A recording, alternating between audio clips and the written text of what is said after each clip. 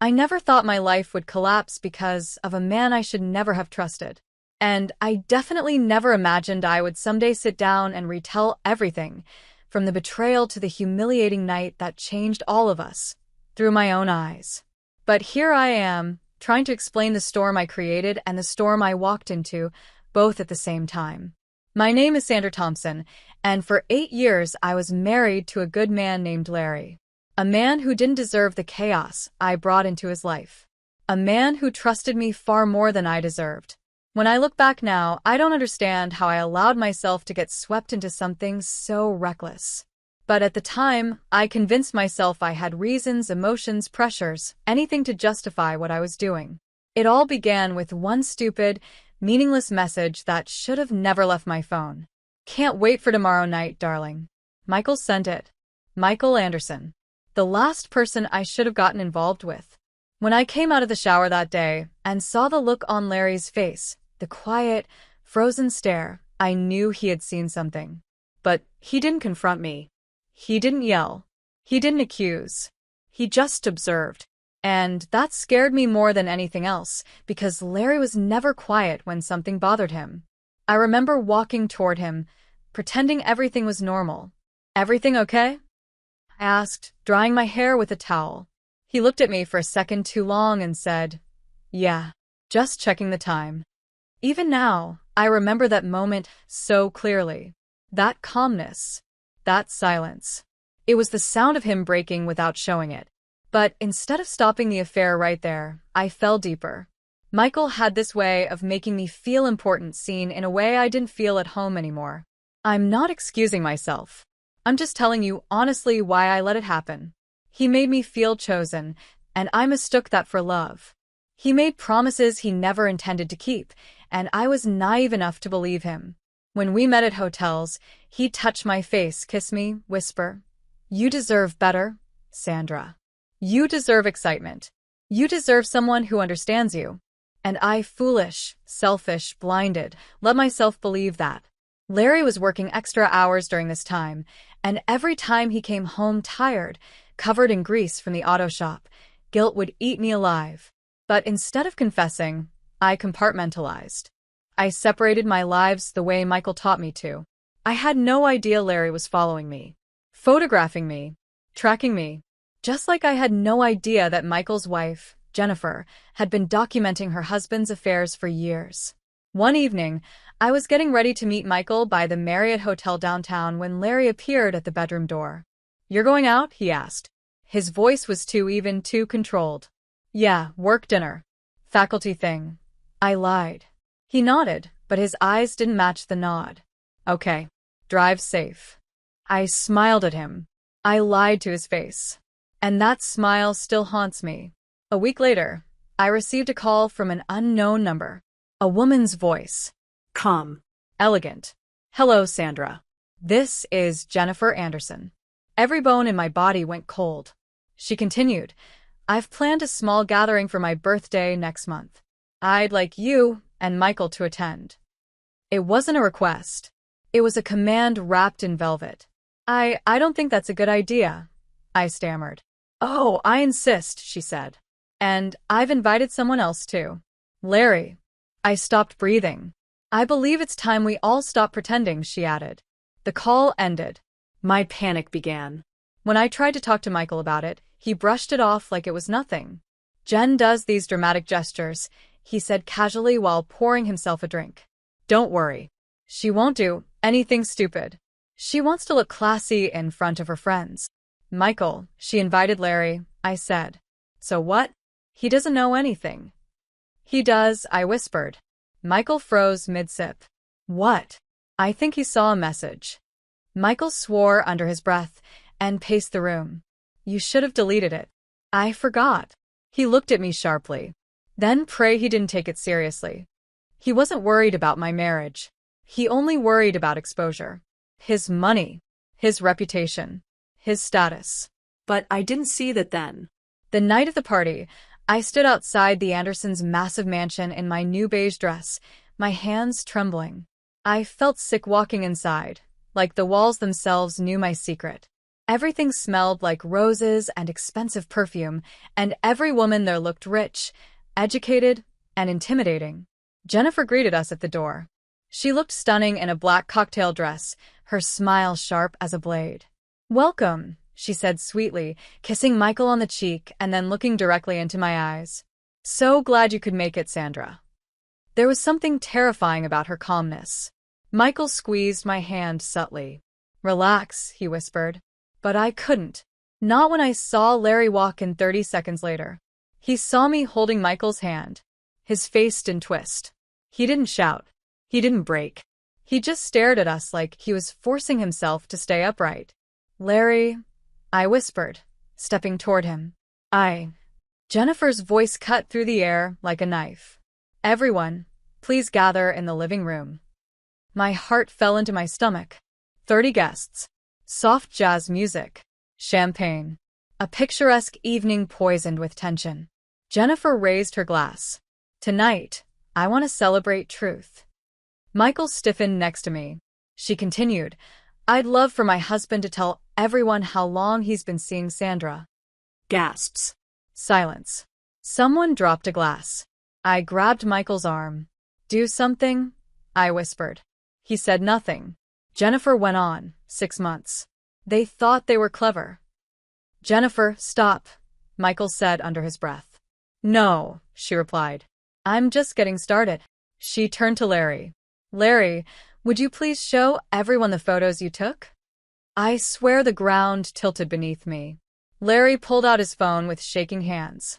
He looked destroyed, but he didn't hesitate. Photo after photo appeared on the screen. Me kissing Michael, walking into hotels, laughing by restaurants. People stared at me like I was a villain in a movie. "Please stop, please," I whispered, tears streaming down my face.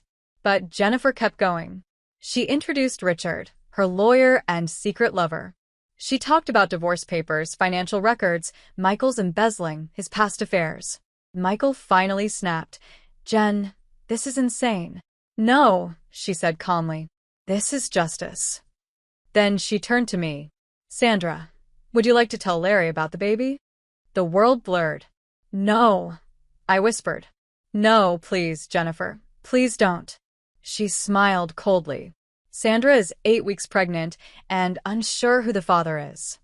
Larry stared at me as if I had stabbed him. "Is it true?" he asked softly. I couldn't speak, couldn't breathe. Michael looked away, refusing to meet anyone's eyes. Jennifer added, "Don't worry. Richard already arranged the paternity test." I fell to my knees. It was humiliating, cruel, and yet every piece of this disaster was something I had set in motion. Larry eventually said, "Richard, prepare our divorce papers too. I want Sandra to receive the bare minimum." His voice was cold but steady. "Larry, please let me explain."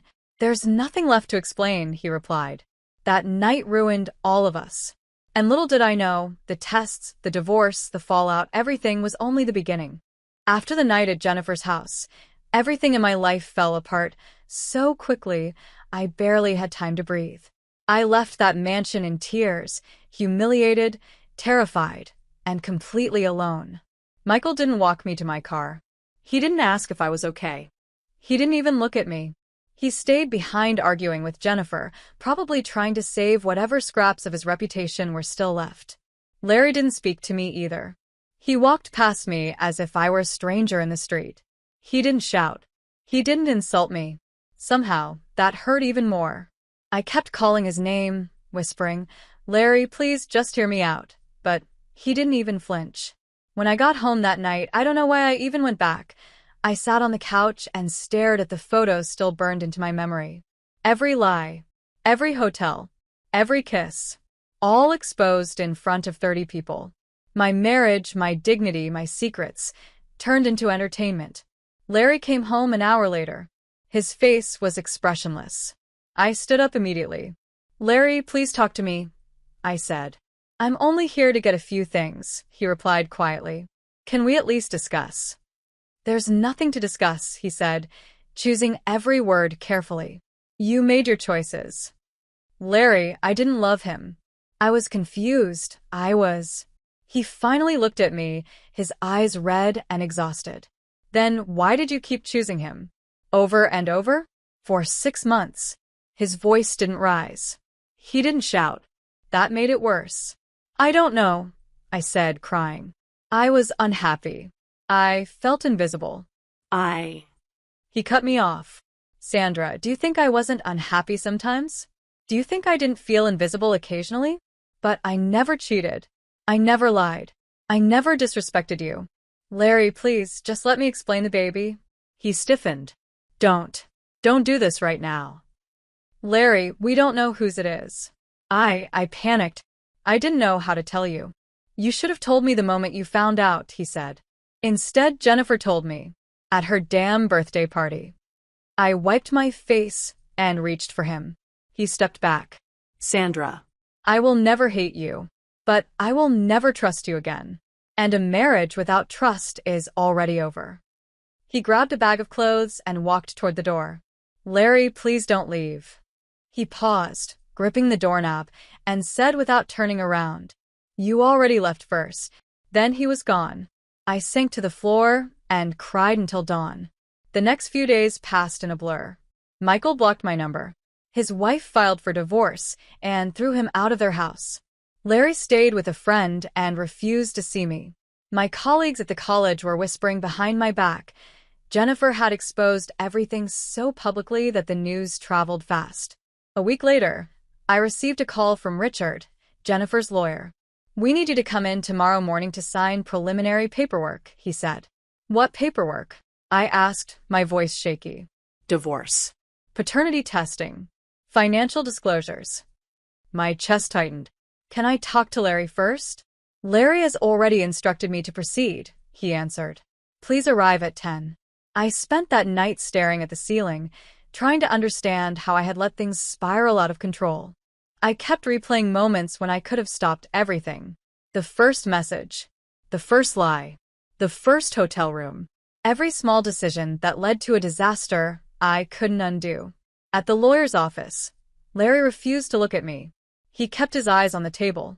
When the paternity test paperwork was placed in front of us, my hands trembled.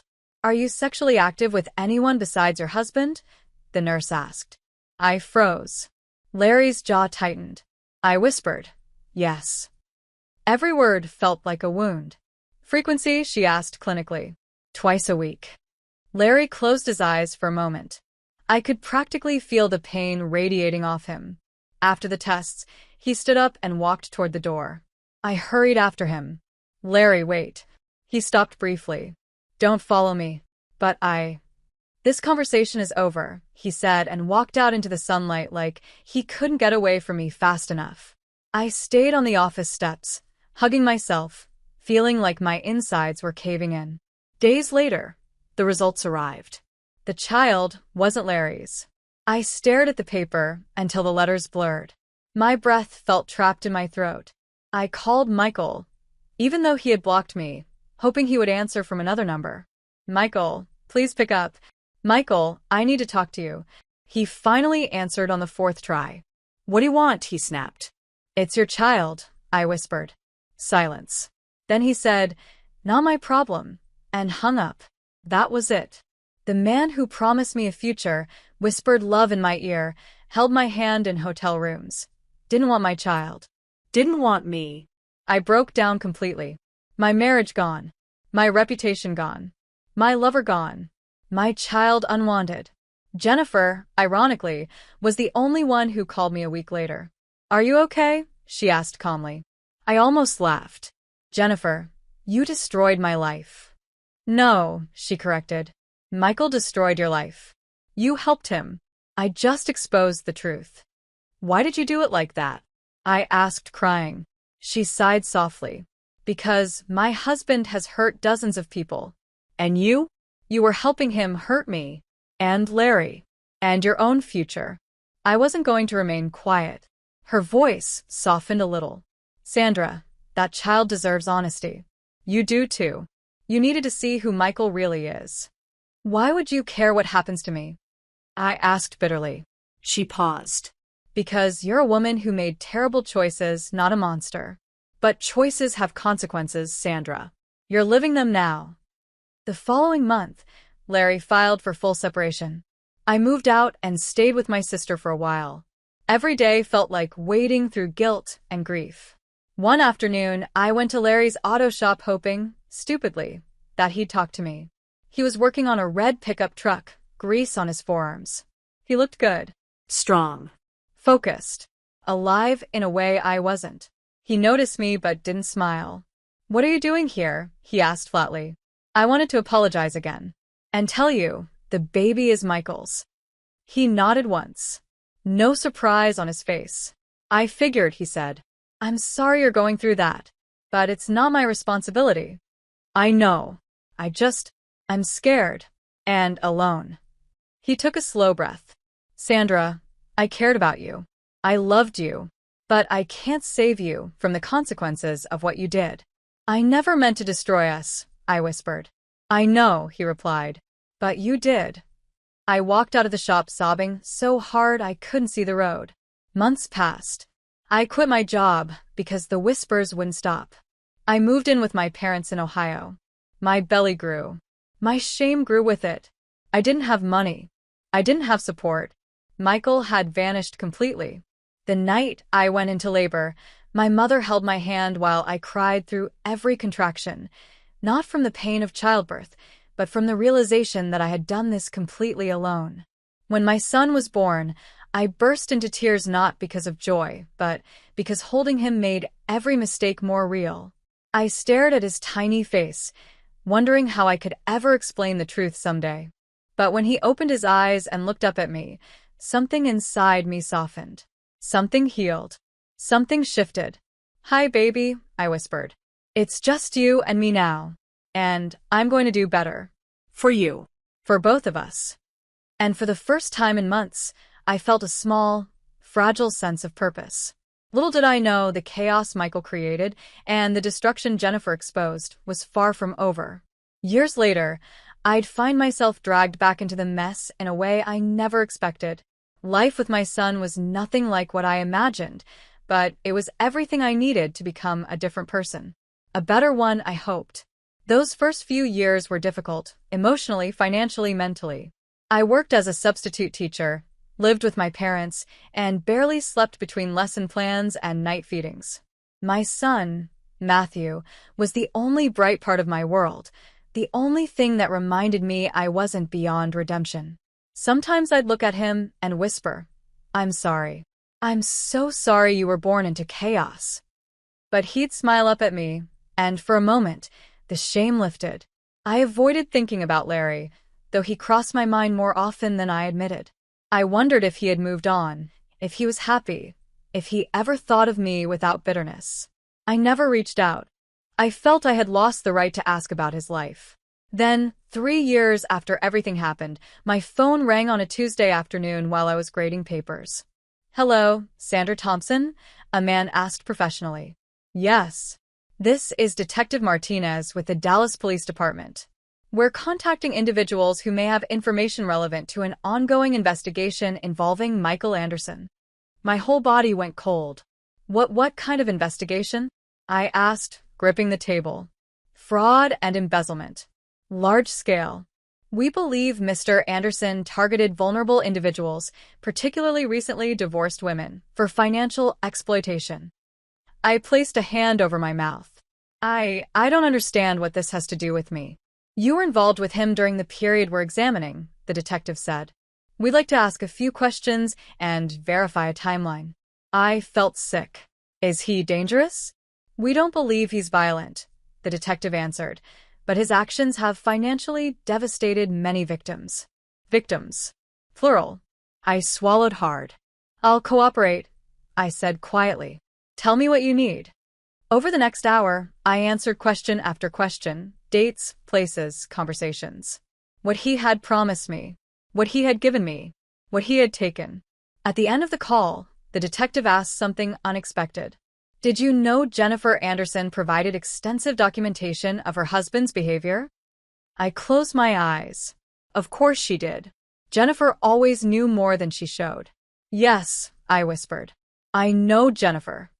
She also mentioned you might be able to add context regarding his relationship patterns, he added.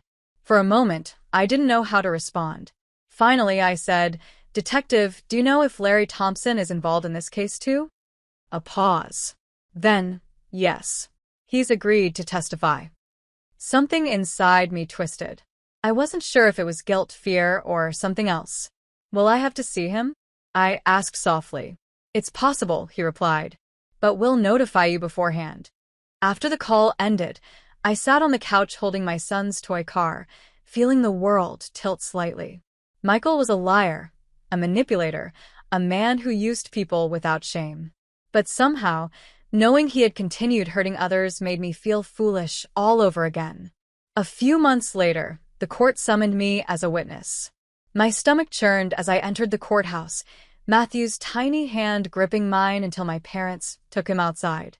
Inside the courtroom, I saw Michael sitting with his head down, gaunt and exhausted.